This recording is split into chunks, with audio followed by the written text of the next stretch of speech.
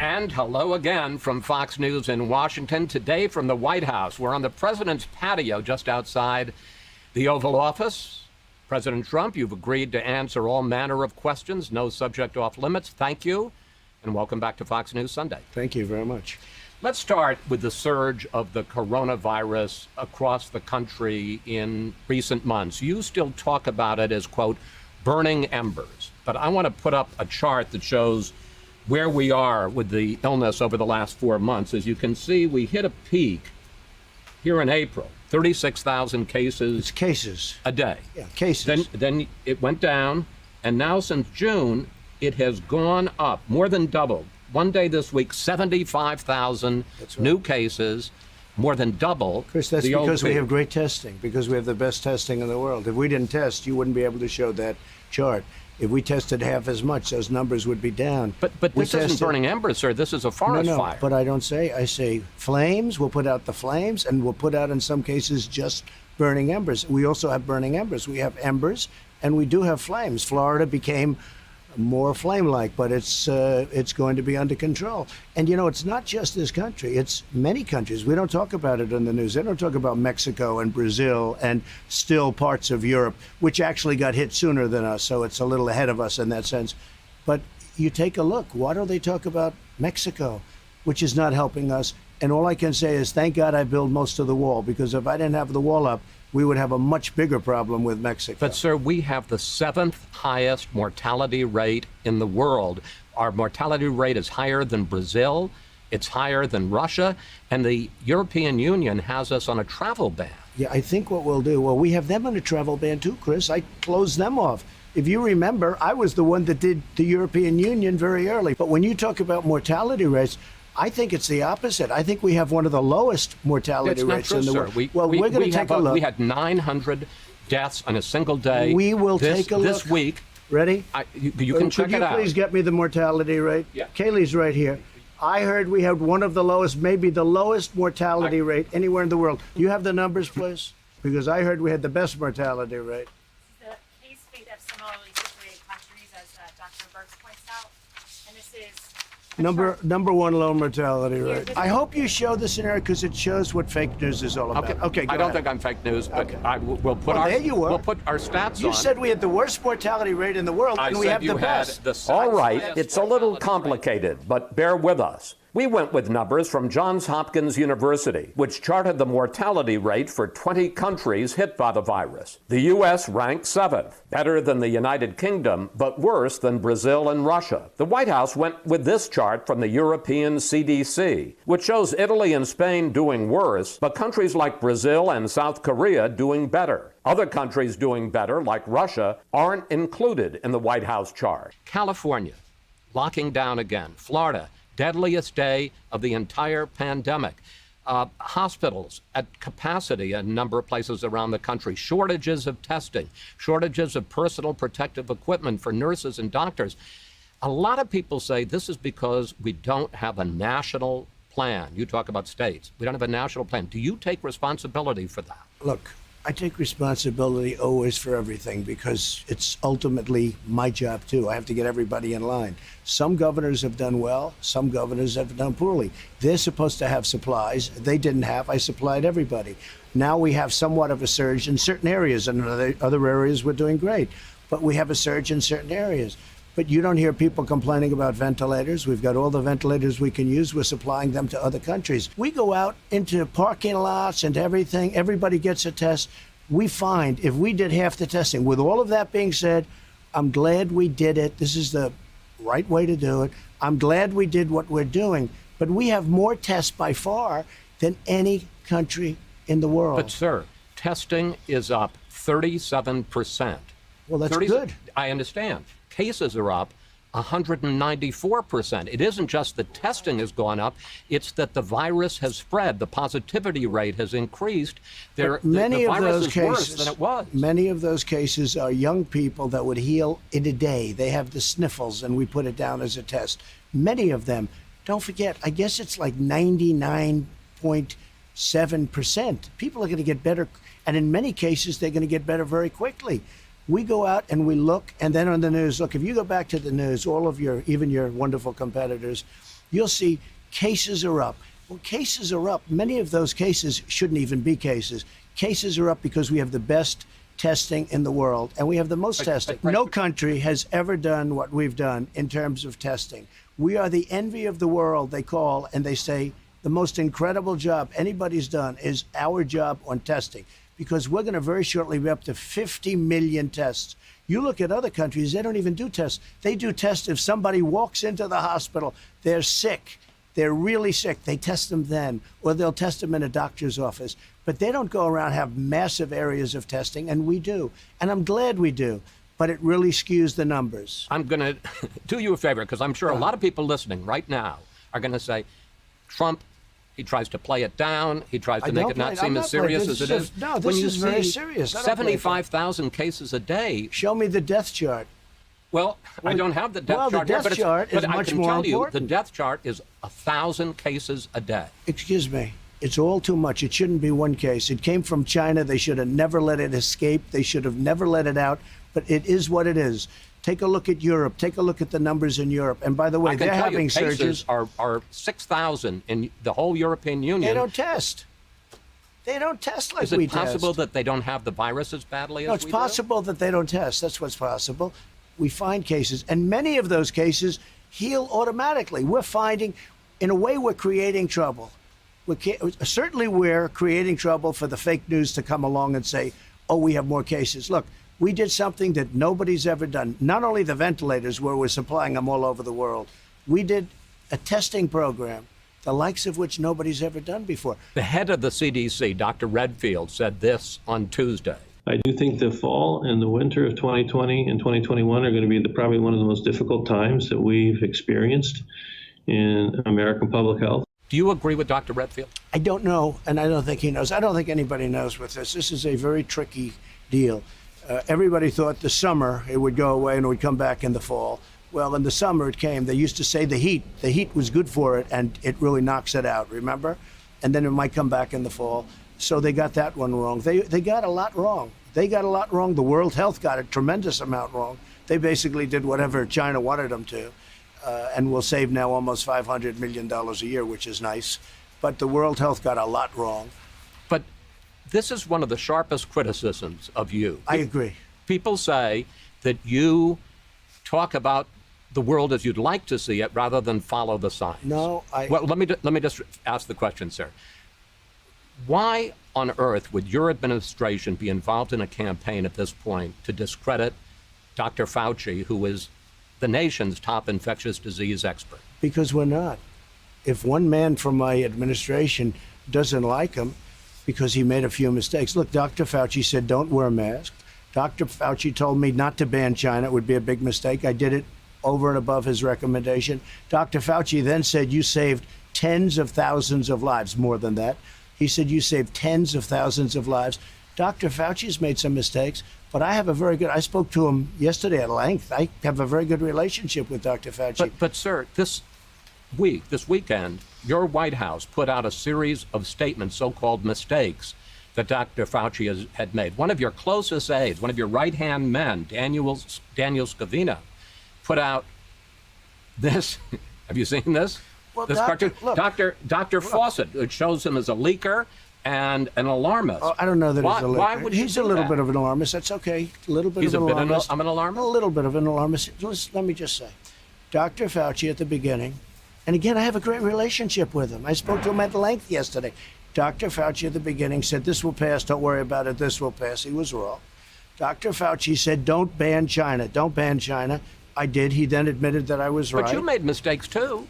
I guess everybody makes mistakes. I was going to say, you said at one point. It's one person coming in from China, and we have it under control. It's going to be just fine. When you have 15 people, and the 15 within a couple of days is going to be down to close to zero, that's a pretty good job we've done. I think we're going to be very good with the coronavirus. I think that at some point that's going to sort of just disappear, I hope. I'll be right eventually. I will be right eventually. You know, I said it's going to disappear. I'll say it again. But it's going to disappear. Does that discredit and I'll be right. I don't think so. Right. I don't think so. You know why it doesn't discredit? Because I've been right probably more than anybody else. Then there are masks. From the first day that the CDC said that people should wear masks on April 3rd, you said you weren't going to. You wore a mask for the first time in public at Walter Reed this weekend. Question, the CDC says if everybody wore a mask for 4 to 6 weeks, we could get this under control. Do you regret not wearing a mask in public from the start? And will you consider a national mandate that people need to wear masks? No, I want people to have a certain freedom, and I don't believe in that, no. And I don't agree with the statement that if everybody wear a mask, everything disappears. Hey, Dr. Fauci said don't wear a mask. Our Surgeon General, terrific guy, said don't wear a mask. Everybody was saying don't wear a mask. All of a sudden, everybody's got to wear a mask. And as you know, masks cause problems too. With that being said, I'm a believer in masks. I think masks are good. But I leave it up to the governors. Many of the governors are changing. They're more mask into. They like the concept of masks. But some of them don't agree. I do say this. Schools have to open. Young people have to go to school. And there's problems when you don't go to school, too. And there's going to be a funding problem because we're not going to fund, when they don't open their schools, we're not going to fund them. We're not going to give them money if they're not going to school, if they don't open 2 points schools. on that. First of all, what the federal government gives is 8%. It's 10%. And you know what? That's a lot of money. And you're going to take them. You know where the money goes? It goes overwhelmingly to disadvantaged kids and children with disabilities. Let the schools. Why wouldn't you send more money so the schools would be safer? Let the schools open. Did you ever see the statistics on young people below the age of 18? The state of New Jersey had thousands of deaths. Of all of these thousands, one person below the age of 18 in the entire state. One person. And that was a person that had, I believe he said diabetes. One person below the age of 18 died in the state of New Jersey during all of this. They had a hard time. And they're doing very well now. So that's it. The stimulus bill is running out the end of this month. Yeah. The Republicans say they want liability limits, which the Democrats don't like. You say that you want a payroll tax cut, which even some Republicans are cool to. Well, a lot of Republicans like it, though. Will you only sign a bill that has those two provisions? Well, we're going to see, but we do need protections because businesses are going to get sued just because somebody walked in. You don't know where this virus comes from. They'll sit down at a restaurant. They'll sue the restaurant. The guy's out of business. Right. So we do need some kind of immunity. You do need it, just like you need immunity for the police, okay, whether they like it or not. You need immunity for the police. But they do need a form of immunity. You don't know if they caught it, and nobody's ever going to be able to prove it one way or the other. You can't put these, the people out. Look, the Democrats don't want to do that because they're totally captured by the lobby of lawyers. The lawyers' lobby is probably the most powerful in the country. What about the payroll tax cut? I want to see it. I want to see it. And if it isn't in the bill? I'll have to see. But, yeah, I would consider not signing it if we don't have a payroll tax cut, yes. Hot enough for you here, Mr. President? It's hot. It's about... sort of almost record-breaking stuff. We wanted to do it inside. This was your choice. But I wanted you to sweat a little bit. Well, we both are. There has been a spike in violent crime in America in recent weeks. We've seen deaths up in New York, deaths up in Chicago, shootings. How do you explain it, and what are you going to do about it? I explain it very simply by saying they're Democrat-run cities. They're liberally run. They're stupidly run. We have... forced them in Seattle to end the CHOP because, we were going in that following day. You probably have heard it. We were getting ready to go in. We were all set. And when they heard that we were going, they set their police force. Liberal Democrats have been running cities in this country for decades. Poorly. Why is it so bad right now? They've run them poorly. It was always bad, but now it's gotten totally out of control. And it's really because they want to defund the police. And Biden wants to defund the police. Sir, he does not. Look, he signed a charter with Bernie Sanders. I will get that one, just like I was right on the mortality rate. Did you read the charter that he agreed to? It says nothing about defunding the police. Oh, really? It says abolish. It says defund. Let's go. All right. Get me the charter, please. All right. Chris, you've got to start studying for these. He says defund the police. He says defund the police. They talk about abolishing the police. They talk about illegal aliens pouring. I look forward to seeing that. Meanwhile, the George Floyd murder has reignited the issue of racism in policing in this country. I want to give you a couple of statistics. Nationwide, blacks are twice as likely, fewer in absolute numbers, but in terms of per capita, blacks are twice as likely to be shot and killed by police as whites are. In Minneapolis, over the last 5 years, police used force against blacks at a rate 7 times that against whites. Can you understand why blacks would be angry at that? Of course I do. Of course I do. Many whites are killed also. You have to say that. I mean, many whites are killed. I hate the sound, but this is going on for decades. This is going on for a long time, long before I got here. You know, if you look at what's gone on in Portland, those are anarchists, and we've taken a very tough stand. If we didn't take a stand in Portland, you know, we've arrested many of these leaders. If we didn't take that stand, right now you would have a problem like, they were going to lose Portland. So let's see what this says here. Prosecution, sanctuary cities, incentivize illegal alien, expand asylum, abolish immigration detention. No, that's not. Well, no, we'll find it. Okay. This thing is many pages long. End prosecution of illegal border crossers. Support deathly, and these are the worst things. Sir, I'm not disagreeing with you on any of those. I'm disagreeing about defund police. The White House never sent us evidence the Bernie Biden platform calls for defunding or abolishing police, because there is none. It calls for increased funding for police departments that meet certain standards. Biden has called for redirecting some police funding for related programs like mental health counseling. This week, you said that Black Lives Matter and the Confederate flag are both issues of freedom of speech. Yeah. But in the case of the Confederate flag, there are a lot of people who say these were traitors who split from this country, fought this country in large part to preserve slavery. Is the Confederate flag offensive? It depends on who you're talking about, when you're talking about. When people proudly had their Confederate flags, they're not talking about racism. They love their flag. It represents the South. They like the South. People right now like the South. I say it's freedom of many things, but it's freedom of speech. So you're not offended by it? Well, I'm not offended either by Black Lives Matter. That's freedom of speech. And you know, the whole thing with cancel culture, we can't cancel our whole history. We can't forget that the North and the South fought. We have to remember that. Otherwise, we'll end up fighting again. You can't just cancel all of it. But let me ask you this, when it gets to be more than just cancel. Well, maybe this is cancel culture. The National Defense Authorization Act, the NDAA, you have threatened to veto it because in the bill, and this is supported by Republicans as well as Democrats, it would rename Army bases named for Confederate generals. Now, this is a bill that funds military operations. It gives soldiers a pay raise. Yeah. You're going to veto that? Because they'll get their pay raise. Hey, look, don't tell me this. I got soldiers the biggest pay raises in the history of our military. I got soldiers brand new equipment, brand new jets, brand new rockets, brand new $2.5 trillion. I did more for the military than any president that's ever had this office. But you're going to veto this because bill? I think that Fort Bragg, Fort Robert E. Lee, all of these forts that have been named that way for a long time, decades and decades. But the military says they're for this. Excuse me. I don't care what the military says. I'm supposed to make the decision. Fort Bragg is a big deal. We won 2 world wars. Nobody even knows General Bragg. We won 2 world wars. Go to that community where Fort Bragg is, in a great state. I love that state. Go to the community. Say, how do you like the idea of renaming Fort Bragg? And then what are we going to name it? You're going to name it after the Reverend Al Sharpton? What are you going to name it, Chris? Tell me what you're going to name it. So there's a whole thing here. We won 2 world wars. 2 world wars, beautiful world wars that were vicious and horrible, and we won them out of Fort Bragg.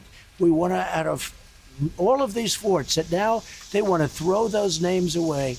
And no, I'm against that. And you know what? Most other people are. And I don't believe in polls because I see the fakest polls I've ever seen. But that poll is a 64% thing, which actually surprised me. We won world wars out of these military bases. No, I'm not going to go changing them. I'm not going to go changing them. I might. Yeah, I might. At Mount Rushmore on July 3rd, you said that we face a far left fascism in this country. And then you said this. Our children are taught in school to hate their own country and to believe that the men and women who built it were not heroes, but that were villains. You said our children are taught in school to hate our country. Where do you see that? I just look at school. I watch. I read. Look at the stuff.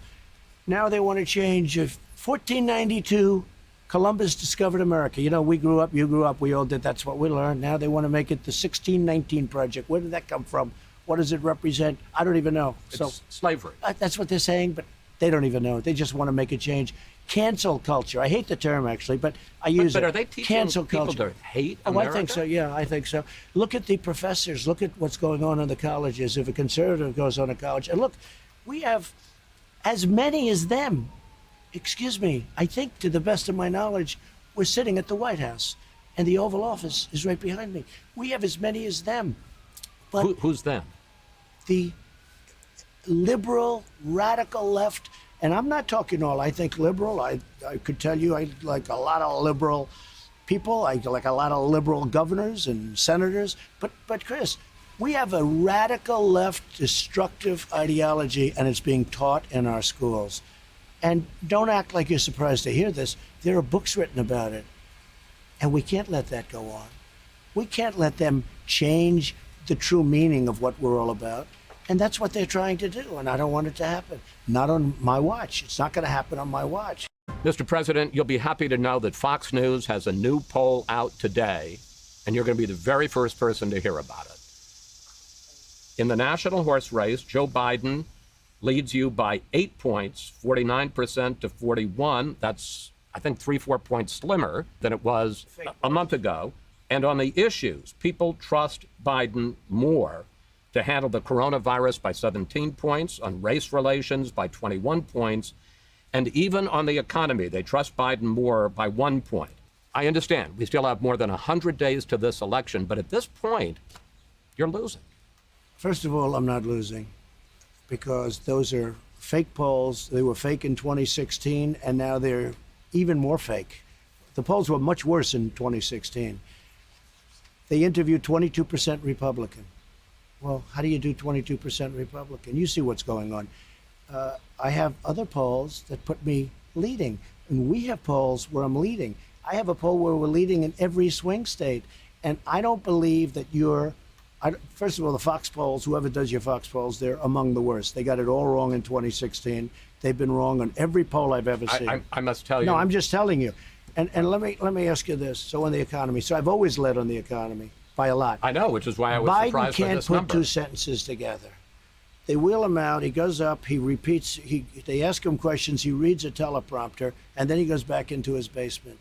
You tell me the American people want to have that in an age where we're in trouble with other nations that are looking to do numbers on us. So let me ask you a direct question. No, I'm going to ask you a direct question about Joe Biden. Is Joe Biden senile?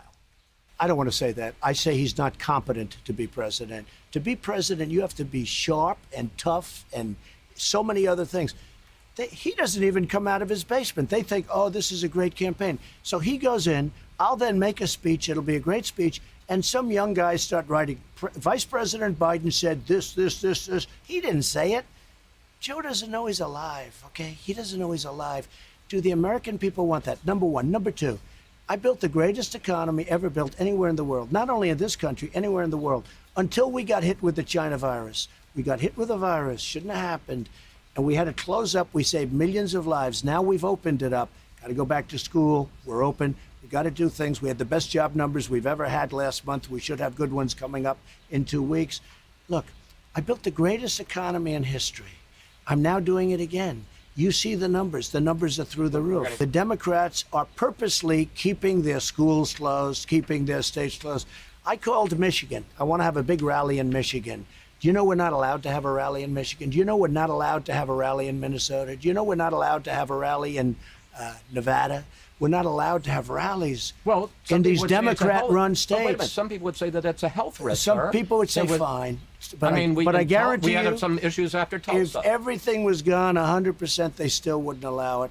They're not allowing me to do it. So they're not allowing me to have rallies. But I got to tell you, if I may, sir, respectfully, in the Fox poll, they asked people who is more competent, whose mind is sounder, Biden beats you in that. Well, I tell you what, let's take a test. Let's take a test right now.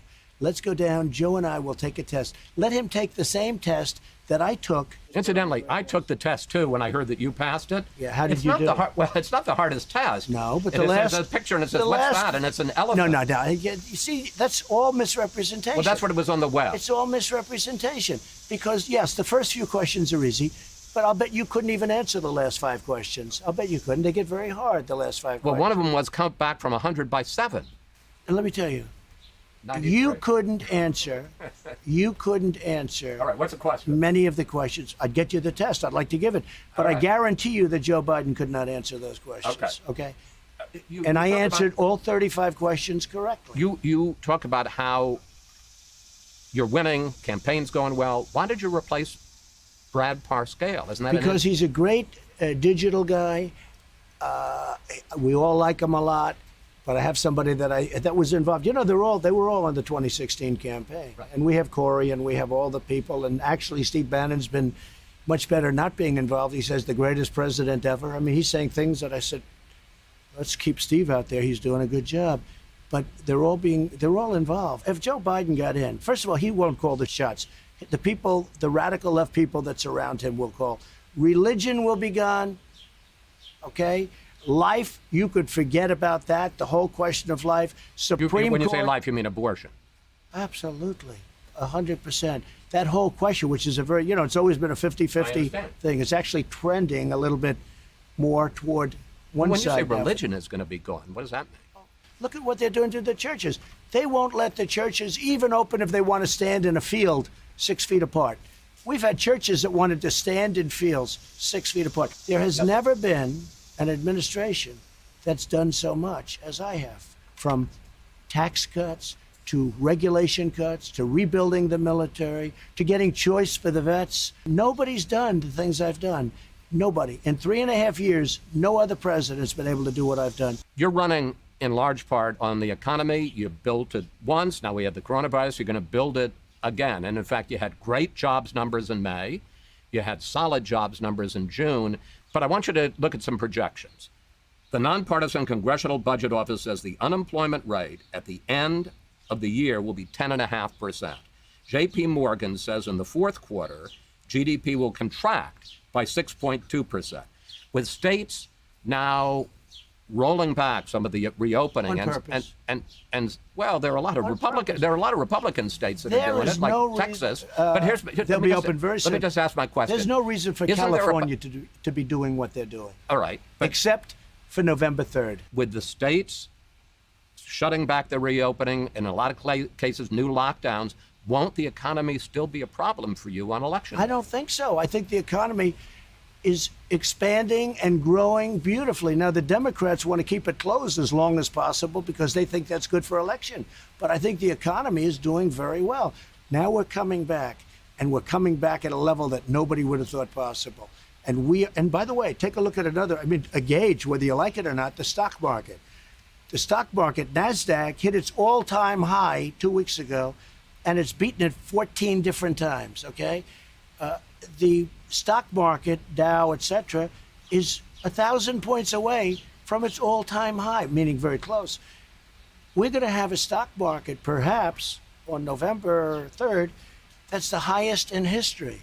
I want to talk to you about Obamacare. Since the pandemic hit, millions of people have lost their jobs and thereby lost their health insurance, and almost 500,000 have signed up for Obamacare. Your administration just announced that you're signing on to a lawsuit to overturn Obamacare. And replace it. Why does it make sense to overturn Obamacare, Because it's with not which right. people now are relying on? Democrats are going to say the man who's wanted to kill Obamacare is going to take away the protection for pre-existing conditions. First of all, we got rid of the individual mandate. understand. Pre-existing conditions will always be taken care of by me and Republicans, 100%. But you've been in office 3.5 years. You don't have a plan. Well, we haven't had, excuse me, you heard me yesterday.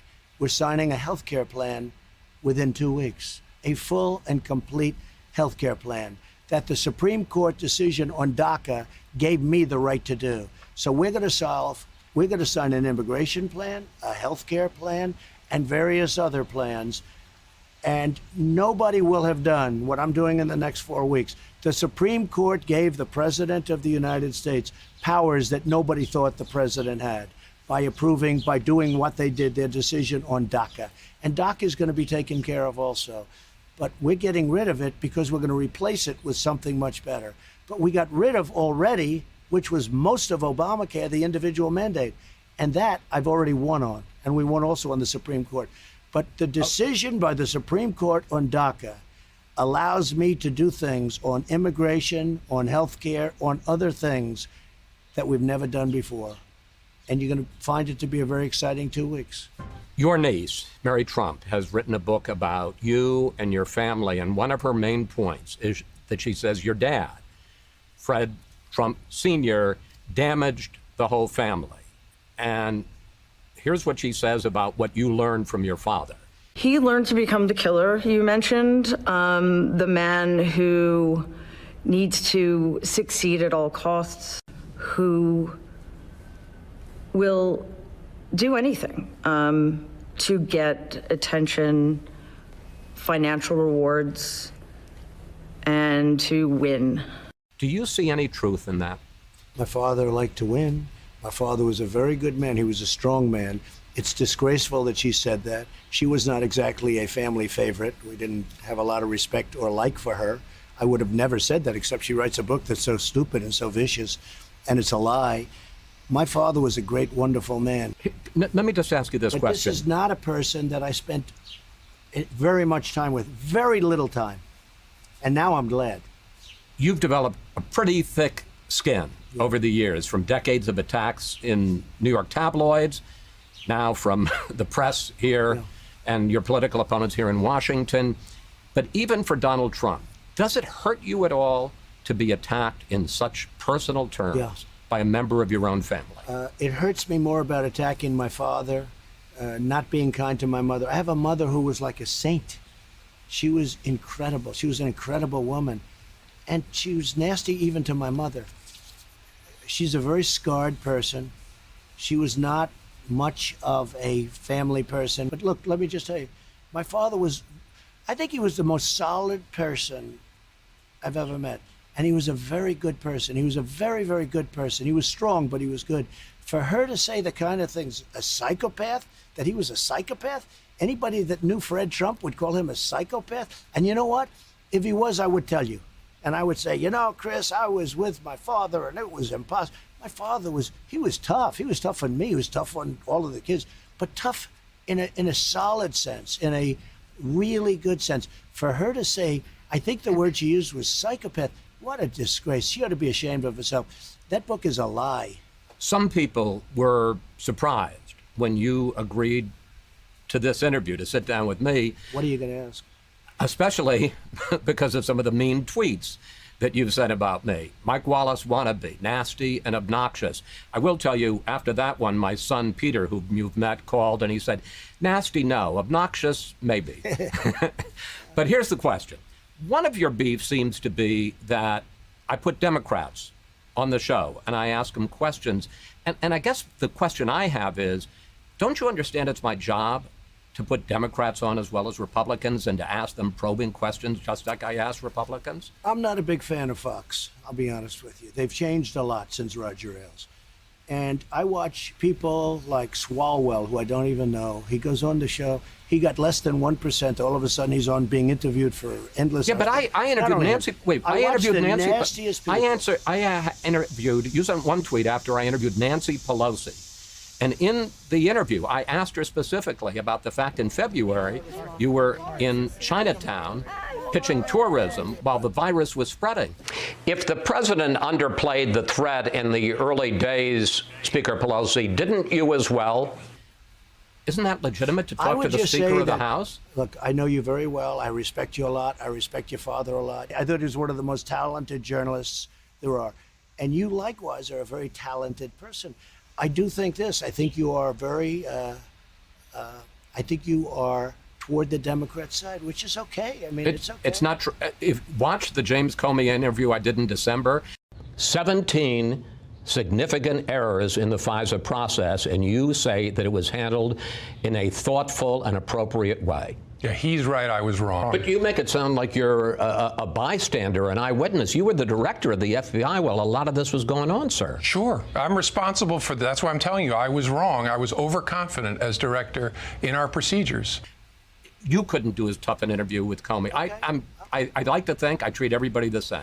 It just seems to me that you are very prone to be nice to the Democrats, and maybe I'm wrong about that, Chris, but it's an honor to be with you. It's fine. I love it. I love it that it's close to 100 degrees out today. Your choice again. Yeah, I know. That's okay. I'm not saying you're going to lose. I am not saying that. We saw how you turned it around last time. I don't think I'm going to lose at all.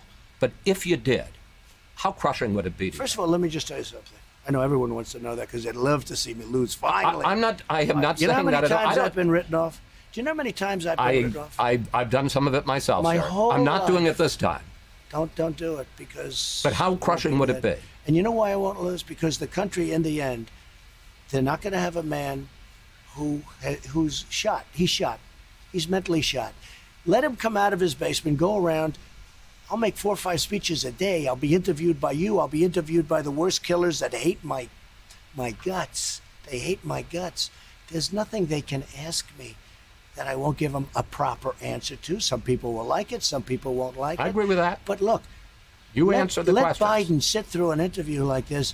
He'll be on the ground crying for mommy. He'll say, Mommy, please take me home. Well, we've asked him for an interview, sir. He can't do an interview. He's incompetent.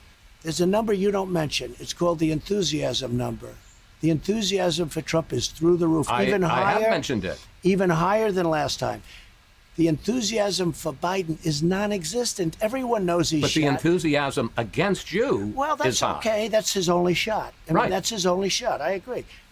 And those people know I'm doing a good job, but there's something in my personality that they don't like. Because look, nobody's done what I've done. Biden wants to come in and ruin our country. Triple your taxes. He wants to do things. He wants to add regulations that I've all cut. And we still have regulation, a lot of regulation, but I've cut it down to a level that nobody ever thought possible. He will destroy this country, but it won't be him. It will be the radical left. The same type ideology that took over Venezuela, one of the richest countries in the world. They now have no water, they have no food, and they have no medicine. That's going to happen Two here final questions. if he wins. In general, not talking about November, are you a good loser? I'm not a good loser. I don't like to lose. I don't lose too often. I don't like to lose. But are you gracious? You don't know until you see. It depends. I think mail-in voting is going to rig the election. I really do.